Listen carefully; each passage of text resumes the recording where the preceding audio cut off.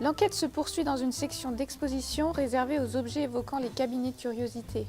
Qu'est-ce que c'est? C'était des pièces entières consacrées à des collections pour les exposer entre le XVIe siècle et le XVIIIe siècle. On y trouvait des objets d'art, des peintures, des sculptures, des médailles, des plantes exotiques et toutes sortes d'objets que l'on jugeait étranges, sortant de l'ordinaire et qui attisaient la curiosité. Mais le cabinet désignait aussi un meuble à compartiment pour abriter les objets de plus petite taille. On y trouvait aussi des instruments scientifiques? Oui, bien sûr. Dans cette vitrine, on peut observer une éprouvette ou un chronomètre de marine, par exemple. Et cet ouvrage, les pages sont jaunies. Très bonne question. Dans les cabinets des apothicaires, il n'était pas rare d'observer également des livres sur les remèdes. Celui-ci, je ne le connais pas bien. Il faut mener l'enquête. Tu mets des gants? Oui, en nitrile, pour éviter que l'ouvrage s'abîme au seul contact de mes mains. Voyons voir. Arrives-tu à lire le titre ? La botanique mise à la portée de tout le monde ou collection des plantes d'usage dans la médecine, dans les aliments et dans les arts. Oh, il y a une faute à aliment, c'est écrit sans la lettre T. Non, c'est du vieux français.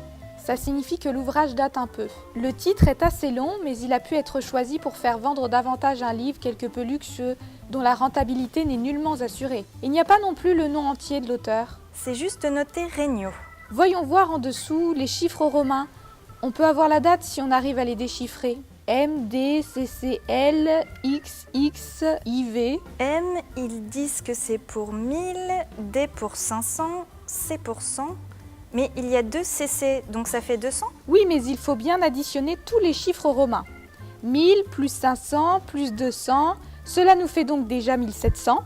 Ah d'accord, j'ai compris.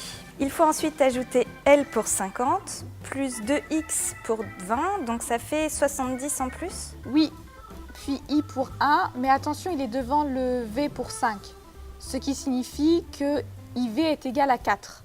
Donc si je résume, on a l'année en additionnant, ce qui est égal à 1774.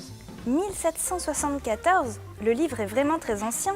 Il date d'avant la Révolution française. En effet, plus précisément du siècle des Lumières, une époque reconnue pour ses grandes avancées en matière scientifique, et notamment sur le plan botanique avec des systèmes de classification plus perfectionnés. La plus connue étant la classification de Carl von Linné, fondée sur les ressemblances les plus visibles entre différentes espèces de plantes. Les collectionneurs des cabinets appréciaient ce type d'ouvrage qui palliait aux espèces de plantes qui leur manquaient dans leur herbier. Mais le livre accompagnait aussi le curieux qui voulait en connaître davantage sur ce qu'il possédait comme espèce.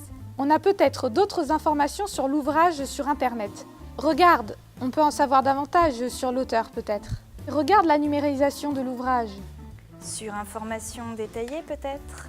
Les auteurs sont notés en toutes lettres cette fois-ci. Enfin non, les illustrateurs. Ah oui, Regnault Geneviève, 1746-1802. Et Regnault Nicolas François, 1746-1810. Mais, et les auteurs? Cela ne signifie pas que les Regnault n'ont pas écrit. Il était courant que les livres empruntent de très longues citations d'auteurs parfois, comme dans les encyclopédies, sur plusieurs pages. Cependant, Nicolas François Regnault est connu comme physicien, il me semble. Il est probable qu'il est l'auteur de l'ouvrage, même s'il est noté comme illustrateur uniquement, avec sa femme. Il est possible aussi de connaître le rôle exact de chacun.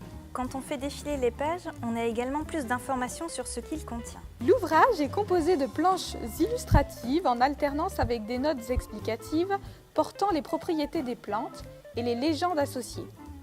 Et qui collectionnait ce type d'ouvrage? Les collectionneurs de cabinets de curiosité, ils avaient des profils très différents, comme l'apothicaire, le médecin, l'amateur d'œuvres d'art ou même des princes, et en général des profils plutôt d'intellectuels. Aujourd'hui, tout le monde peut être collectionneur. Oui, il faut poursuivre l'enquête sur les collectionneurs.